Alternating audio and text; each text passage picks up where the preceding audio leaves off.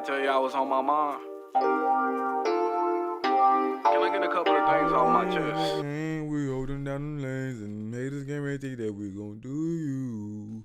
Cause I really miss my dogs. I really miss my dog. I really miss my dog.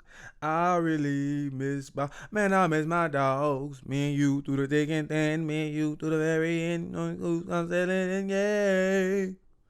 Man, I miss my dogs. R.I.P. Curtis Bub Bishop. R.I.P. Chef Bub. Man, ambiance. Appreciate the catering. Appreciate the food over the years. Appreciate the barbecuing advice. Man, just thank you for being that light. Thank you for always supporting. And just thank you for throwing down in the kitchen. I know that's what you love to do, getting on the barbecue pit, just serving others.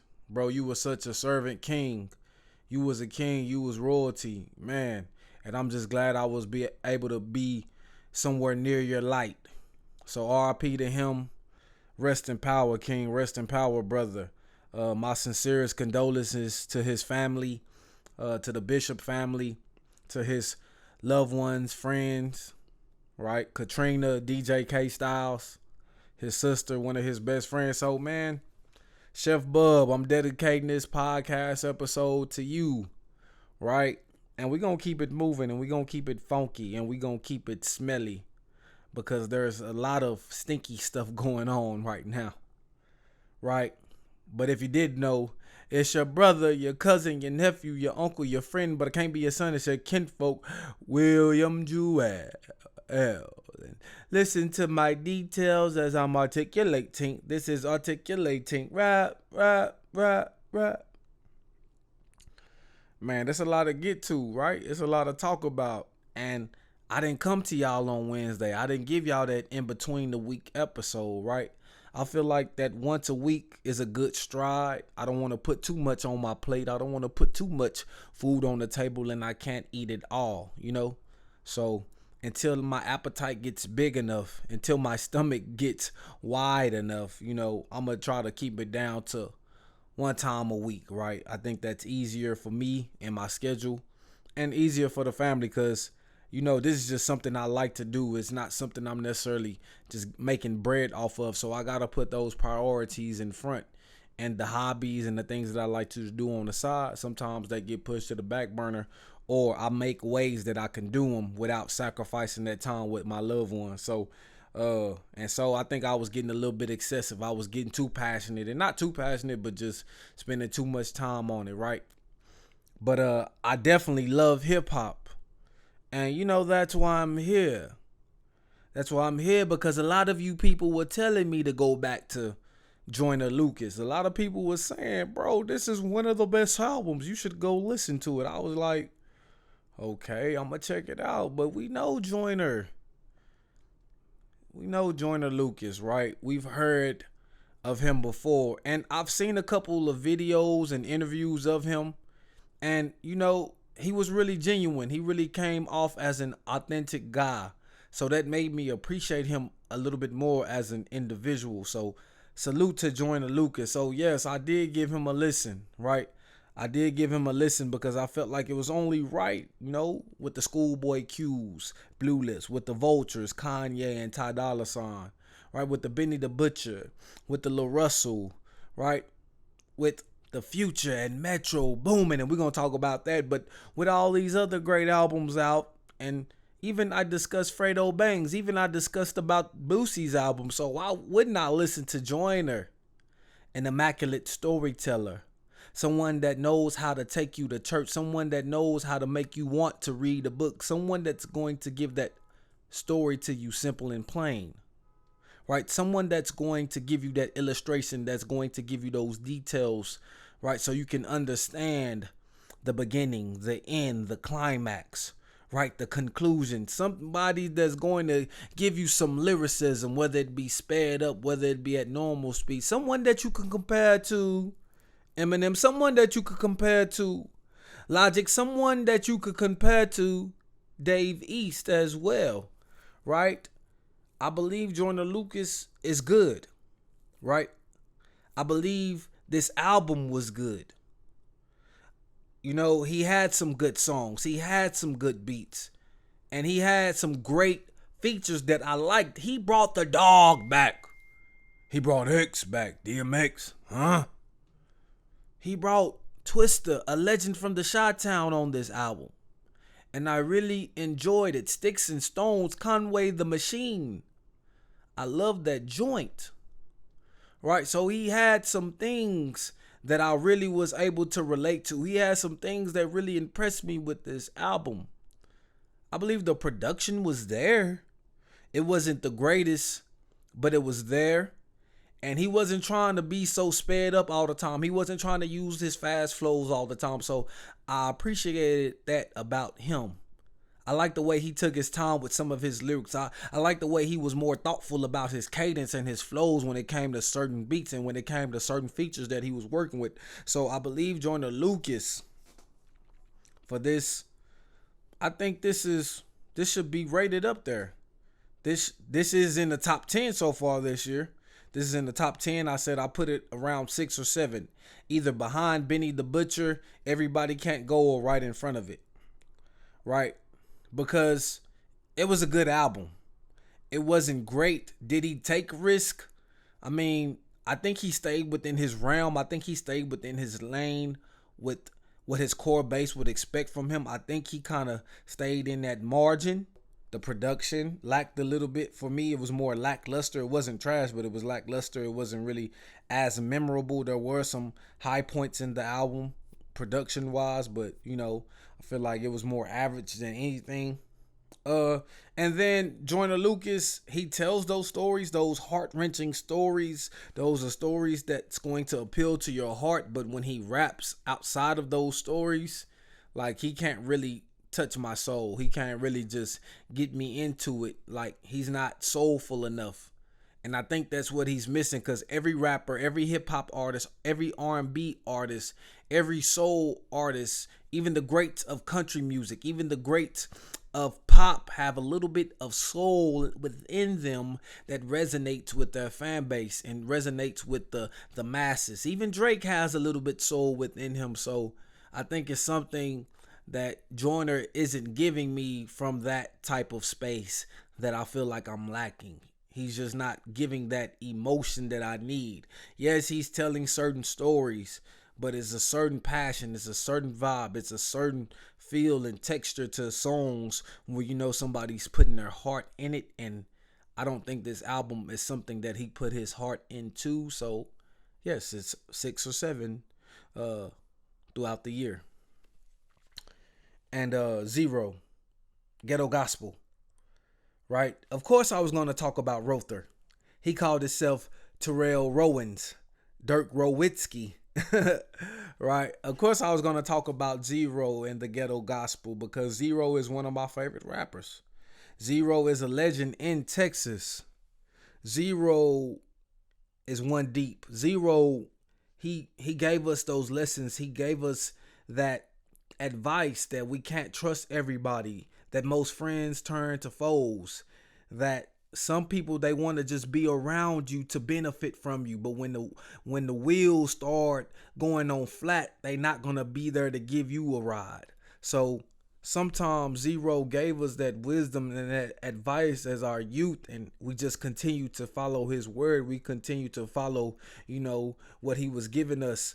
And we know what happened with him and Trey. We know that incident, and I'm glad that he spoke a little bit on that incident. And one thing that gave me hope, one thing that, you know, made me feel good about where ABN, Asshole by Nature's, the group of him and Trey the Truth are at, he said if somebody was trying to kill him, he would help him.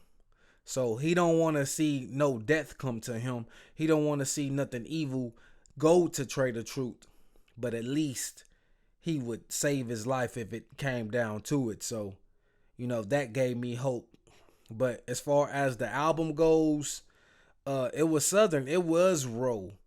But at the same time, when I was talking about Joyner Lucas, this is what Roe was lacking in some of his previous albums. And I feel like he got that soulfulness back. Right? Shout out Jeremiah Johnson. He got that soulfulness back. He got that good feeling. You know what I'm saying? He got that spirit touch back. Roe was singing, and I could feel the passion. I could hear how strong he was trying to convey the message. I could hear the heartstrings tugging. I could hear the pain in his voice. I could hear the, the wisdom in what he was trying to give us. Ribbon in the sky, right? I could hear the lessons that he had learned, so I think Zero did a great job on this album. I don't think we was expecting much, but this was kind of like, this is above the expectations. So I think Zero exceeded expectations. We know what it was going to come with production wise, just that down south, and he samples a lot of songs, not necessarily the same beat, right? But he'll sample them as far as the cadence, as far as using part of classic songs and his hooks and stuff like that. So he got back to that, but he did it on a high level. He also had a song called Clearer featuring Maya. He had Paul Wall on this. He had Lil Kiki, right? So he had some guys, and he had a beautiful lady in Maya that accompanied him on this album. And I really believe he gave us that gospel. I really believe that role, if he can continue to do this, I think his comeback will be something like Nas with King's Disease 3 or Magic 3, like that type of production. You know what I'm saying? I think if Zero can stay in this lane at this age, at this time of his life, I could see what he does after this being a little bit on this type of quality of music. And he's with Empire now. He's with Ghazi. So instead of having to go search for this album was already coming up when we was looking for new albums in hip hop on the Apple Music. So I believe that this is a step up for Zero. He's getting a little bit more exposure. He's getting a little bit more marketability, advertising, and he's going to be more seen. And why not drop on the same day that he knew another Houston legend would drop? Why not drop on the same day that he knew that the Queen Bee herself would give us an album? When we knew that Beyonce, the Cowboy Carter, right? When we knew she was gonna give us some of that country twang, when we knew she was gonna give us some of that Texas, when we knew she was gonna give us some of that down south home cooking, right? Beyonce, Cowboy Carter, the acoustics, the country, the guitar. Oh my God, it really tugged on the heartstrings. It really tugged on me, and I saw that strength in this album. I saw the confidence in this album. I saw the willingness to do whatever risk taking that needs to be done in order to achieve greatness. I saw what she did. She shot the dice. She made the gamble. I saw and I felt what she did. So not only did she do good on this album from the creativity point, from getting outside of an R&B realm, for going into the country music genre, not only did she take the risk, take the leap of faith and jump into that, but she jumped into it and made a splash. But she jumped into it and the judges scored her a 10 for 10. But she jumped into that water, right? And she got baptized and she came out renewed. When I heard that song with Miley Cyrus, she came out renewed. When I heard her rapping on that spaghetti, she came out rejuvenated. When I heard her and some of these other country music artists, when I heard the Shabuzi on that drill and that guitar at the same time, when I heard that combination, I felt discombobulated. I felt like, oh my God, I was taking on a roller coaster ride, and it was right before the drop, and my stomach got a little unsettled, but it settled back down when I continued to hear more of this album. And Beyonce, I'm not in the beehive, right? But I admire you. Beyonce, I'm not in the beehive, but your strength is everything to the women out there. Beyonce, I'm not in the beehive. I'm not one of your biggest fans, but I appreciate this music. I can listen to this music and feel great and feel fulfilled and rejoice in what you're singing about. I was taken aback from this album, and I really thought like this album is better than Renaissance, right? I can see that this album was carefully curated. Of course, the only down thing that I have to say about this album was it was way too many songs. She really could kept it all the way country if she didn't do as many songs, but she wanted to give that hip hop, that R&B flair to it. She said this was not a country album, but a Beyonce album, and she held true to that standard. She didn't go all the way in, but she went in enough. She went 80-20, right? She went to that rule. And country music artists don't always do all country, but they're known for country. And she's known for the pop. And she didn't do all country, but she gave us a little bit of everything, right? All of her repertoire. So I can appreciate this album, right? And I can appreciate Destiny's Child Beyonce as well, right? I miss that Beyonce. That's the type of R&B that I like, right? Her, Kelly, and Michelle. I'm a survivor. I'm not gonna make it. I'm a survivor. Keep on surviving, right? Because in them early 2000s, we was just trying to survive, mama. You know, we couldn't get the new shoes all the time. We couldn't get the new video games. We couldn't get the new clothes. We couldn't eat steak every night, right? But we was just surviving. So, man, shout out Beyonce. And so my question is, what do we think about this album? Is this a country album? Should this be labeled a country album? And what does the impact look like? What does the result look like for those other country music musicians? What do we think about this album in totality? Because I can see that, you know, the little bit of R&B and pop in there can make people think a little bit different. Especially the naysayers, especially the doubters that did not want her to get in country music in the first place. They said Beyonce is this is not country music. Texas Hold'em, no, that's that R&B trash. I want to hear none of that. Cut on that Willie Nelson. Cut on that Dolly Parton. But unfortunately for them, she had Willie Nelson and Dolly Parton on this album. She had Miley Cyrus, Billy Ray's little girl. The same guy who did the song with Lil Nas X, and that went big for another black person. Miley Cyrus did the same favor for Beyonce, although it was Beyonce doing the favor for Miley Cyrus, right? You know, I was glad that these people was giving her support. I was glad that these people showed up on the album and showed love. And that Jolene remake from Dolly Parton, right? I love that too. You know what I'm saying? So, Beyonce, congratulations. But it's somebody else that might not be able to receive the congratulations that they were used to getting, that might not be able to receive the praise, the honors that they were used to getting as a mogul, as somebody who was a pioneer in this hip hop industry, as someone who founded someone who found Biggie Smalls, someone who found Mace, someone who did records with Mary J. Blige, someone who found Craig Mack, someone who found some of the best R&B artists in the 90s decade, someone who made the Bad Boy records what it was in that heyday, the Locks, Jada, Kid Styles, Peach, Chink, Luch, right? The list goes on and on. P. Diddy. The D, the I, the D, the D, the Y, the D, the I, the D is Diddy.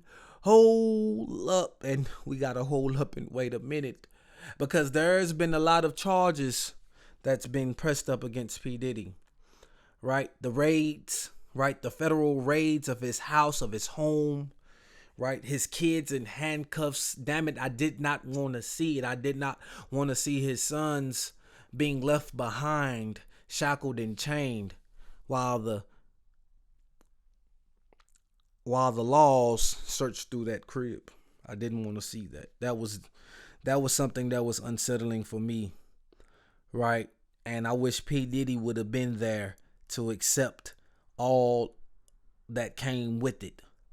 Because now he's being seen on Instagram having a big smile. Now he's being seen as like he has no care in the world.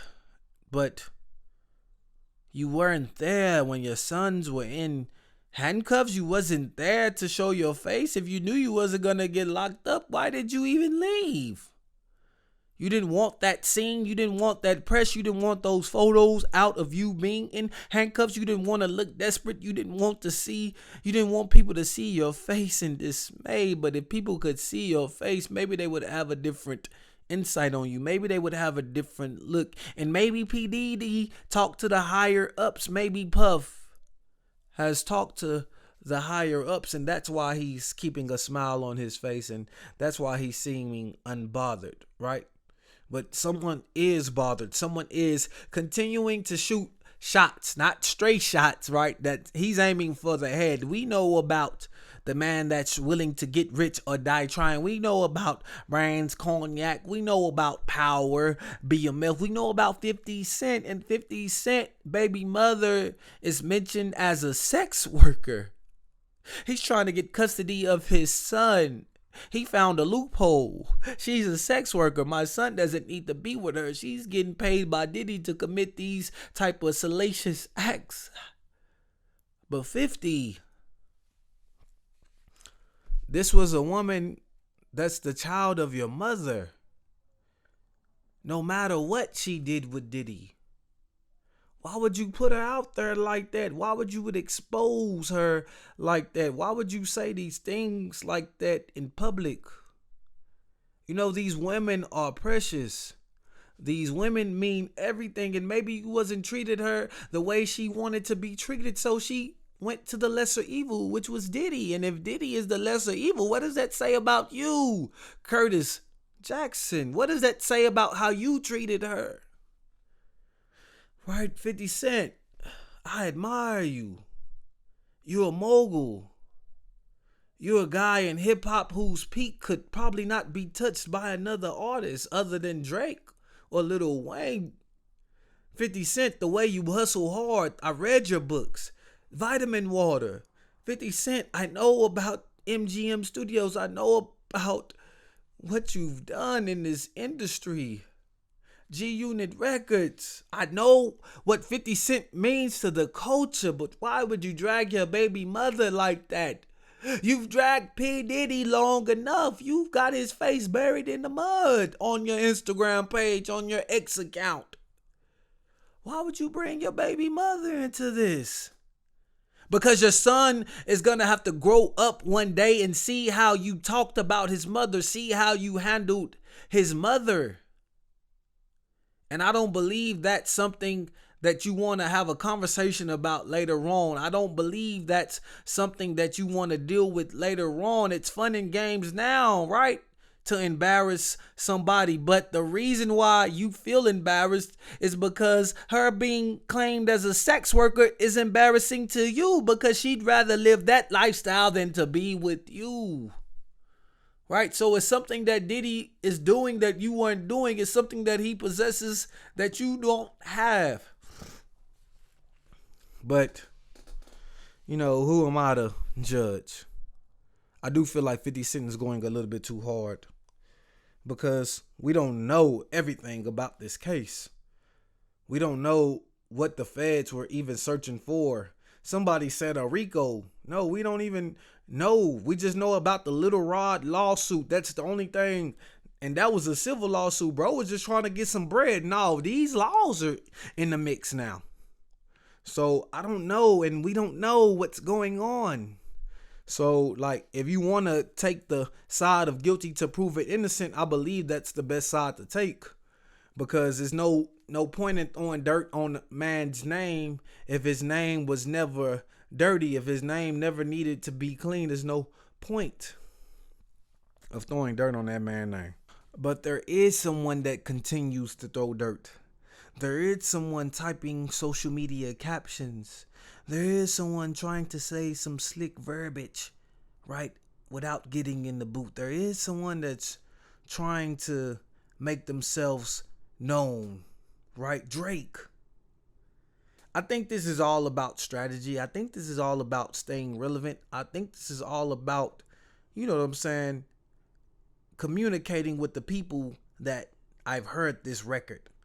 I know what this record means if I don't respond to it. I think Drake understands what this record has done for Future and Metro. 250K sold on the first week. I think that's why Drake said, "You're selling me out to sell your album."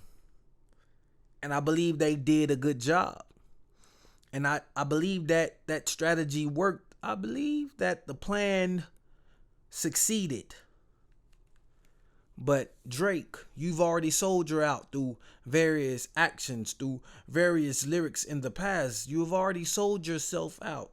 You already told on yourself. You already said things to make us look at you sideways. You've already said some things that are very questionable. You've already done some things that we know are snake-like. We know that you don't always keep it 100 with all your friends. We know that you're a backstabber. We know that you're gonna go behind someone's back. So who did they sell out when you've already put your business out in Front Street, when you've already had your dirty laundry sitting on the curb? Right? Because these people from hip hop want to throw you out. These people from hip hop want to see your demise. Drake, I know you're going to be petty in your response. I know you might not give Kendrick that much verbiage in your next song and your next single. I think you're more hurt by Future and Metro. And if it's J. Cole, it should be the other way around. He should be hurt by Kendrick more than he is by Future and Metro. I believe J. Cole, he's not been getting any type of flack for being quiet. And rightfully so, because this is a great way to market his album. This is a great way for people to tune into his album and see what he's going to say. And I believe he's going to say something. He might try to do the false prophet strategy. He might try to go at him like Kanye and Wale. He might try to do that kumbaya type of way. And I don't think that J. Cole can become a victorious MC if he uses that same method. I don't think that Drake can be victorious in this bout if he uses his petty ways instead of really being a sharp lyricist, right? Because he can't be petty with Kendrick. He can't big bro him. He can't use women to manipulate him. He can't try to say he's done some things that Kendrick hasn't done, because on the other side, Kendrick has done things that he hasn't done. So if he say those things, he'll just expose the weaknesses that he have. He'll just expose the insecurities. Same thing with J. Cole. Right? He's been gone. He's been relevant. But just this one verse alone has woken Kendrick up from the dead. This one verse has done more for Kendrick Lamar in the last 5 to 7 years than Mr. Morale did, that Family Ties did with Baby King. This one verse alone helped Metro and Future sell 250K. So J. Cole, I know when we're going to get your response. Drake, I don't know when we're going to get yours, because you've been releasing album after album. So I don't know if it's going to be in the 3-pack. I don't know if it's going to be in the EP. I don't know if it's going to be in a feature. But please, Drake, do not give us another project, right? Because your music is starting to be saturated. Your music is just starting to be, everywhere and sounding the same and just getting too redundant, getting too monotonous. So that's why I believe Drake needs to take a break. He was supposed to take a break, but he probably has contract obligations that he has to fulfill. He said his stomach was hurting. I said his stomach was hurting because he's starting to eat so many leftovers of other rappers. He's starting to go behind them and get some of their chickens, right? And get some of their pigeons. So, this fallout is something to think about. Right? Who's going to do what? And not only is J. Cole going to drop something, I believe Kendrick is going to drop something too. I don't think he would have said that if he didn't have a project coming. I don't think he would have said that if he wasn't trying to build something else up. I think that was a chess move. I think he was throwing out bait to see if anyone would jump. And even if they do jump, even if they do respond, then whatever he does next can be a response to them, can be something that will gather other people's attention as well. So I think this is a chess move by Kendrick.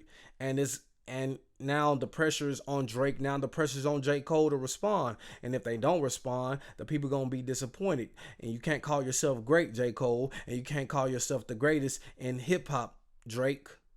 Right? If you don't respond. So they have to respond. And this is going to give way for what Kendrick already has in the tuck, what he already has in the closet, that's ready to come out like a boogeyman and frighten everybody in the hip hop. So that's my prediction. I think Kendrick is just setting his plan in motion. And they're going to have to take the bait, because if they don't, then they're going to be looked at as a certain way. Right? So he wins both ways. He wins if they don't respond, and then he wins if they respond, and he gets the chance to respond again. And that's when he's going to drop the project. And that's when he's going to put PG Lang in the forefront. Right? Because we've heard about PG Lang. This is him getting away from TDE. I believe this is a move to put PG Lang right there in front of everybody, right in front of our screens, and start to put out some of his artists, and start to put out some Baby Keem stuff, and start to put out himself some albums underneath that label. So I think this was all a part of the plan from Kendrick Lamar. But this is William Jewell, giving you my details as I'm articulating. This is articulating. Rap, rap, rap.